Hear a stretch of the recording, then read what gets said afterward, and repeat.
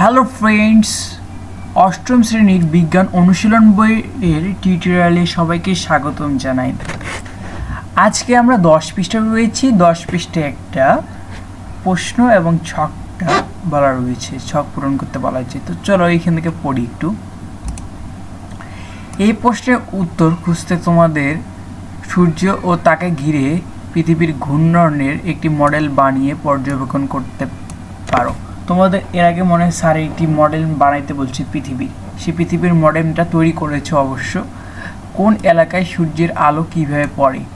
শুরুতে তোমাদের আগেই তৈরি করে রাখা পৃথিবীর মডেল প্রধান কয়েকটি ভৌগোলিক এলাকা বিভিন্ন রং দিয়ে চিহ্নিত করে নাও। কোনগুলো ভৌগোলিক এলাকা সেগুলো তোমরা স্যারের কাছে সহযোগিতা নিতে পারো, যে কোনগুলো ভৌগোলিক এলাকা রং দিয়ে চিহ্নিত করে দিতে পারো। এই এলাকায় কোনটি অক্ষাংশ কত তাও অনুমান করার চেষ্টা করো। এবার সূর্যের মডেল হিসেবে যে কোনো একটি আলোর উৎস ঠিক করে নাও। মোমবাতি হতে পারে, এলইডি লাইটও হতে পারে, এবং তার চারপাশে পৃথিবীর মডেলটাকে ঘুরিয়ে দেখো ঘূর্ণন পথের কোন অবস্থানে থাকাকালে পৃথিবীর কোন অঞ্চলে সূর্যের আলো কীভাবে পড়ছে। সূর্যকে ঘিরে পৃথিবীর ঘূর্ণনের পথ এবং এই ঘূর্ণনের ধরন বোঝার জন্য অনুসন্ধানী পাঠ বইয়ের সূর্য, পৃথিবী ও চাঁদ অধ্যায় সূর্যকে ঘিরে পৃথিবীর ঘূর্ণ অংশের সাহায্য নাও। তোমাদের অনুসন্ধানী বইয়ের এখানে জাস্ট কিছু তথ্য দেওয়া রয়েছে, সেই তথ্য থেকে তোমরা পড়ে নিবে। পর্যবেক্ষণের ভিত্তিতে পরের ছকটি পূরণ করো। পরে কি ছক দেওয়া রয়েছে একটা, এই যে আজকে আমরা 11 পৃষ্ঠার এই ছকটি পূরণ করতে যাচ্ছি। তো তোমরা ভিডিওটি শেষ পর্যন্ত দেখো। তো এইখানে দেখো টিয়া কালারের যেটি রয়েছে সেটি হচ্ছে ক্রান্তীয় ঘনবর্ষণ বন। এই যে এগুলো সবুজ কালার বলা রয়েছে নাতিশীতোষ্ণ বন। সবুজ কালারের যেগুলো নাতিশীতোষ্ণ বন। হলুদ কালারের মানে ইয়েলো কালারে রয়েছে মরুভূমি। তুন্দ্রা এগুলো কালার দিয়ে রয়েছে আকাশি কালার। ডিপ সবুজটা দেওয়া রয়েছে তাইগা, এই যে এগুলো তাইগা।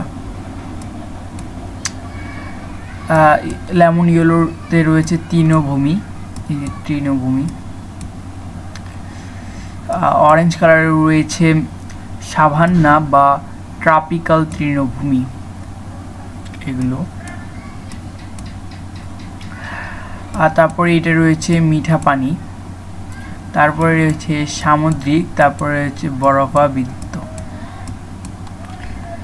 তো আমরা এর আগে যেটা পড়লাম যে আমাদেরকে ভৌগোলিক কিছু স্থানটা চিহ্নিত করতে লাগবে আমাদের পৃথিবীর মডেলে। হ্যাঁ, পর্যবেক্ষণের ভিত্তিতে পরের ছকটি পূরণ করো। যখন তোমরা পর্যবেক্ষণ করবে তখন কি কি দেখা পেলে সেটি তোমাদেরকে লিখতে বলা রয়েছে। উত্তর মেরু, তুন্দ্রা অঞ্চল, এই দুইটা আজকে দেখব। বিভিন্ন ভৌগোলিক অঞ্চলে এগুলো ভৌগোলিক অঞ্চল।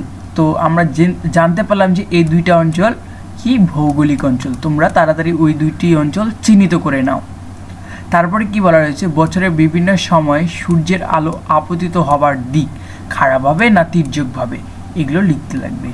দিনের দৈর্ঘ্য, শুধুই দিনের দৈর্ঘ্য রাতের চেয়ে বেশি, রাতের দৈর্ঘ্য দিনের চেয়ে বেশি, দিন ও রাতের দৈর্ঘ্য কাছাকাছি, শুধুই রাত, এই অপশনগুলো লিখতে পারো। তো চলো এর উত্তরপত্রটি জেনে নেওয়া যাক। আর যারা তোমরা এখনও আমার চ্যানেলটি সাবস্ক্রাইব করোনি অবশ্যই চ্যানেলটি সাবস্ক্রাইব করে রাখবে। তো তোমাদের উত্তরপত্র এটি। তো কি লিখেছি দেখো। উত্তর মেরু 21শে মার্চ খাড়াভাবে দেয়, 21শে জুন তির্যকভাবে দেয়, 23শে সেপ্টেম্বর খাড়াভাবে দেয়, 22শে ডিসেম্বর তির্যকভাবে দেয়, 21শে মার্চ দিন ও রাত সমান, 21শে জুন সবচেয়ে বড় দিন, 23শে সেপ্টেম্বর দিন ও রাত সমান, 22শে ডিসেম্বর সবচেয়ে ছোট দিন। আর তোমরা এখানে যে দেখতে পাচ্ছ তুন্দ্রা অঞ্চলে ডবল দাগ রয়েছে, মানে এই খাড়াভাবে এটি হবে এটি, যেমন এটা তির্যকভাবে এটাও হবে তির্যকভাবে। তো এইটি যেটা হবে তুন্দ্রা অঞ্চলেও সেটি হবে। তো তোমরা এখন জানতে পারলে যে এর উত্তরপত্রটি। আজকে 11 পৃষ্ঠা পর্যন্তই। আর তোমরা দ্রুত সাবস্ক্রাইব করে রেখো যেন পরবর্তী ভিডিওগুলো তোমরা অতি দ্রুত পেয়ে যাও। আজকে পর্যন্তই, অন্য কোনো লেসন নিয়ে পরে দেখা হবে। সবাইকে ধন্যবাদ।